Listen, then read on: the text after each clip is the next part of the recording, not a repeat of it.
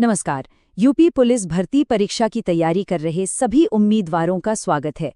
आज हम सामान्य ज्ञान के कुछ बहुत ही महत्वपूर्ण सवालों की प्रैक्टिस करेंगे, जो आपकी तैयारी को और भी मजबूत बनाएंगे।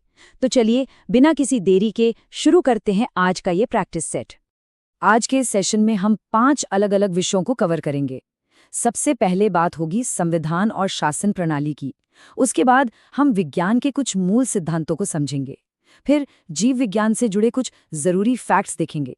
इसके बाद हम इतिहास के कुछ महत्वपूर्ण पलों पर नजर डालेंगे और आखिर में कुछ विविध सामान्य ज्ञान के सवालों के साथ अपनी तैयारी को परखेंगे। तो चलिए शुरुआत करते हैं हमारे पहले खंड से, जो है संविधान और शासन प्रणाली। ये एक ऐसा टॉपिक है जिससे परीक्षा में सवाल जरूर बनते हैं। देखते हैं पहला सवाल। प्रश्न 1। वित्त आयोग का गठन भारतीय संविधान के किस अनुच्छेद के अंतर्गत किया जाता है? आपके ऑप्शंस हैं ए. अनुच्छेद 266, बी.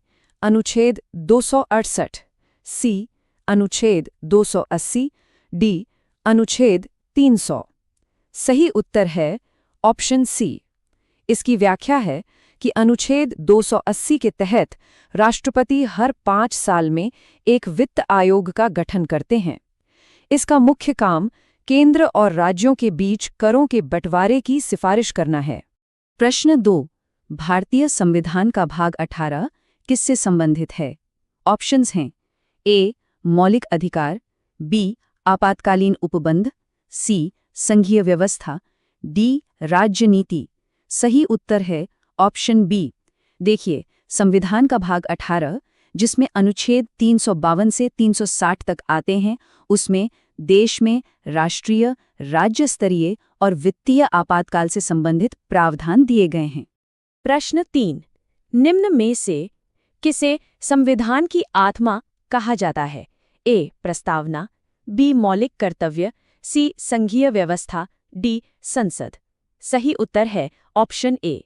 इसकी व्याख्या यह है कि प्रस्तावना यानी प्रियम्बल हमारे संविधान के मूल उद्देश्यों, आदर्शों और उसके दर्शन को दर्शाती है। इसीलिए इसे संविधान की आत्मा कहा गया है।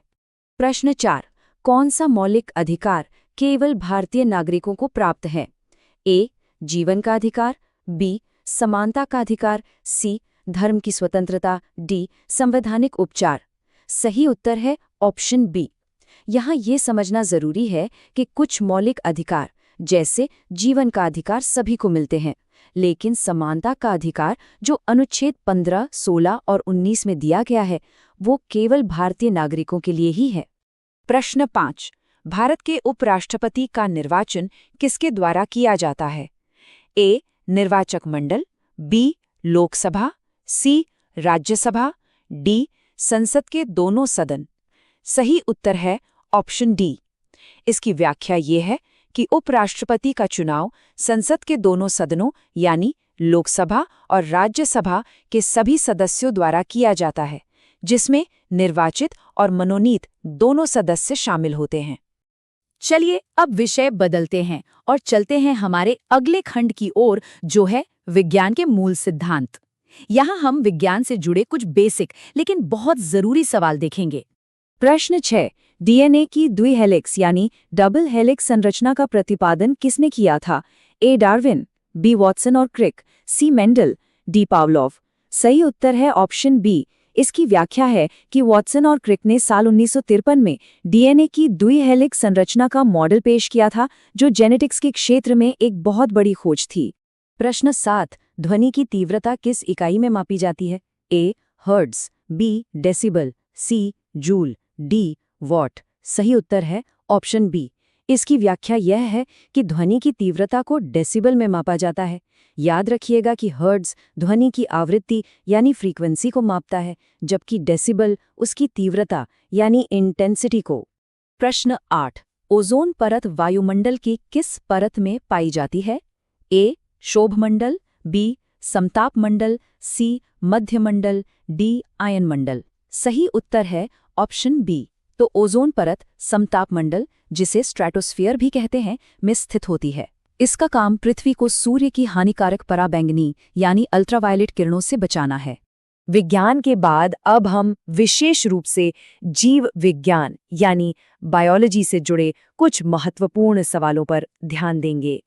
प्रश्न 9, मानव रक्त का सामान्य पीएच मान क्या होता है?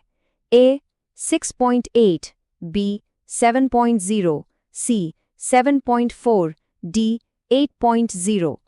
सही उत्तर है ऑप्शन सी।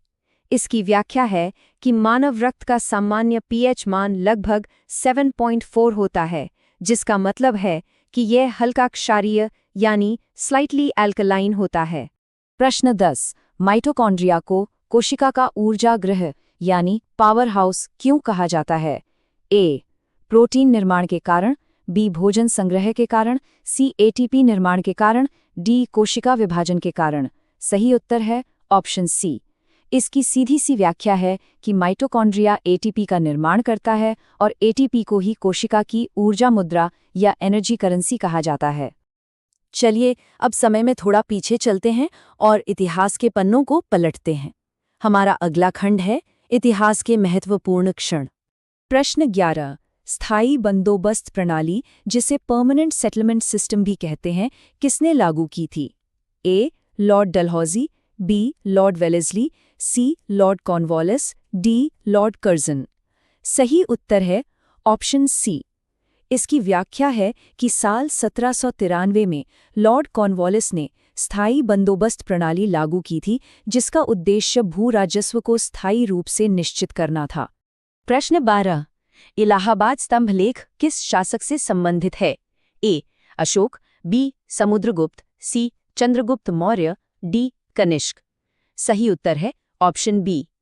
इसकी व्याख्या है कि इलाहाबाद स्तंभ लेख, जिसे प्रयाग प्रशस्ति भी कहा जाता है, गुप्त शासक समुद्रगुप्त की विजयों और उनकी प्रशासनिक उपलब्धियों का वर्णन करता है। प्रश्न 13, भारत छोड़ो आंदोलन यानी क्विट इंडिया मूवमेंट किस वर्ष प्रारंभ हुआ? ए 1930, बी 1935, सी 1940, डी 1942। सही उत्तर है ऑप्शन डी। इसकी व्याख्या है कि भारत छोड़ो आंदोलन साल 1942 में महात्मा गांधी के नेतृत्व में शुरू हुआ था और इसी आंदोलन में उन्होंने करो या मरो का नारा दिया था। और अब हम आ चुके हैं अपने आखिरी और सबसे बड़े खंड पर, विविध सामान्य ज्ञान। इसमें हम अलग अलग क्षेत्रों से जुड़े कुछ महत्वपूर्ण सवाल देखेंगे। प्रश्न 14, भारत में योजना आयोग यानी प्लानिंग कमीशन की स्थापना किस वर्ष हुई थी? ए 1947, बी 1950, सी 1951, डी 1955। सही उत्तर है ऑप्शन बी। व्याख्या के अनुसार योजना आयोग की स्थापना साल 1950 में की गई थी, जिसका मुख्य काम देश के लिए पंचवर्षीय योजनाएं बनाना था। प्रश्न 15, भारत का सबसे बड़ा लौह अयस्क यानी आयरन ओर उत्पादक राज्य कौन सा है? ए झारखंड, बी ओडिशा, सी छत्तीसगढ़, डी कर्नाटक। सही उत्तर है ऑप्शन बी। इसकी व्याख्या ये है कि ओडिशा भारत का सबसे बड़ा लौह अयस्क उत्पादक राज्य है और देश में सबसे ज्यादा भंडार भी यहीं पाए जाते हैं। प्रश्न 16, भारतीय रिजर्व बैंक का पहला गवर्नर कौन था? A C D. Deshmukh, B Benegal Rama Rau, C Osborne Smith, D Manmohan Singh. सही उत्तर है ऑप्शन सी। इसकी व्याख्या है कि सर ऑसबॉर्न स्मिथ भारतीय रिजर्व बैंक के पहले गवर्नर थे। अगर सवाल पहले भारतीय गवर्नर का हो तो जवाब सी.डी. देशमुख होगा। प्रश्न 17, संविधान का 42वां संशोधन किस वर्ष हुआ था? ए 1971, बी 1975, सी 1976, डी 1978। सही उत्तर है ऑप्शन सी।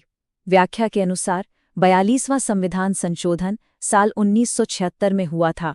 यह इतना बड़ा था कि इसे मिनी संविधान भी कहा जाता है। प्रश्न 18, राष्ट्रीय मानवाधिकार आयोग यानी नेशनल ह्यूमन राइट्स कमीशन की स्थापना किस वर्ष हुई? ए 1990, बी 1993, सी 1995, डी 2000। सही उत्तर है ऑप्शन बी। इसकी व्याख्या है कि राष्ट्रीय मानवाधिकार आयोग की स्थापना साल 1993 में मानवाधिकार संरक्षण अधिनियम के तहत की गई थी।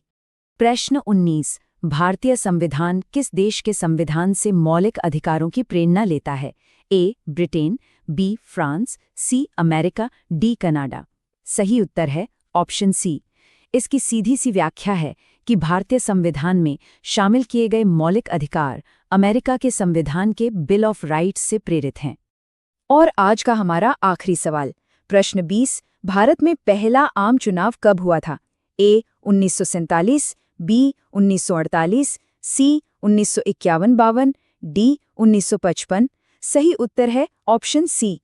इसकी व्याख्या यह है कि स्वतंत्र भारत में पहला आम चुनाव अक्टूबर 1951 से लेकर फरवरी 1952 के बीच संपन्न हुआ था। तो इसी के साथ हमारा आज का अभ्यास सेट यहीं समाप्त होता है। उम्मीद है इन सवालों से आपको अपनी तैयारी परखने में मदद मिली होगी। याद रखिए, अभ्यास ही सफलता की कुंजी है।